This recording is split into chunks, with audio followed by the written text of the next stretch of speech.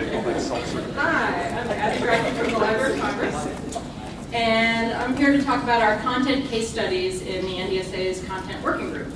The Content Working Group is made up of now about 100 members from a wide variety of organizations.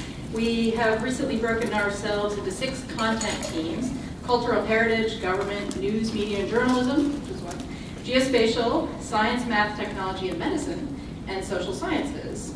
We also have a big picture team that we enlist to help me and my co-chair Kathy Hartman with the direction of our work. The case studies are just one of a number of activities that the Content Working Group is working on.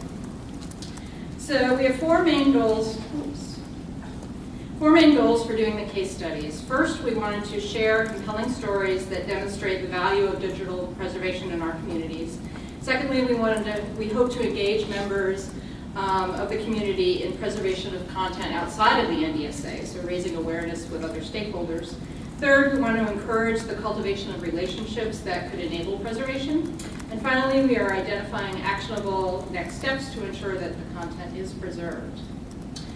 So I'm sure Jason Scott knows about every block going down. He's probably downloaded, maybe, all of it. To illustrate the various elements of the case studies, I'll use some excerpts from our community and hyperlocal news case study, which the news team published earlier this year, soon after the announcement of the rather abrupt shutdown of the community news site Everyblock, which I imagine many of you heard about.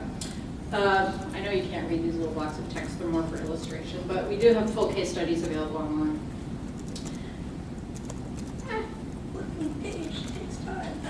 Okay, after briefly describing what content is featured in the case studies, we try to establish the value of that content and provide rationale for selecting it for preservation. Is anyone collecting it already? What factors affect its risk of disappearance?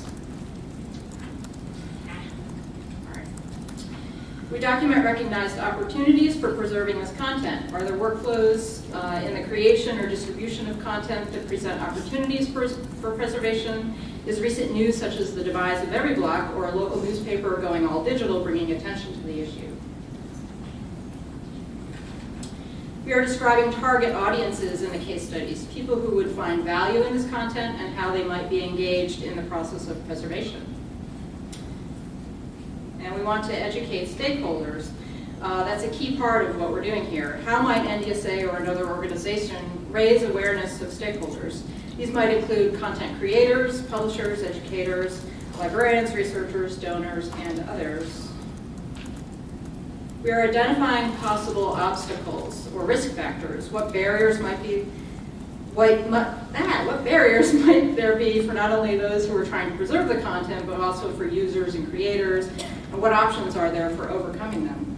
Copyright comes up a lot, as you might imagine.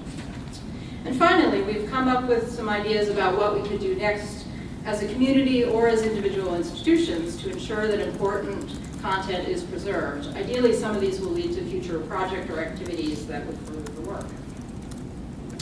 Our next steps are to finalize and publish more of the case studies that are in draft and start to think about how to act upon some of the action items we set out for ourselves and for the NDSA community. By publishing the content case studies, we believe that the NDSA is able to focus digital preservation efforts on the content that is most valuable and most at risk, so the material of historic or research importance is not lost. We hope these can be useful for organizations who might need help providing persuasive arguments for devoting scarce institutional resources to preservation activities. And we've also seen evidence that the case studies are already helping provide justification and background information for grant proposals and other fundraising efforts. And we hope that this is only the beginning. 41 seconds left. All right. I will read out loud the URLs that are on screen. I used our official shortener. We do have 3 case studies posted so far. More is available on the Signal and on the digital preservation website. So thank you.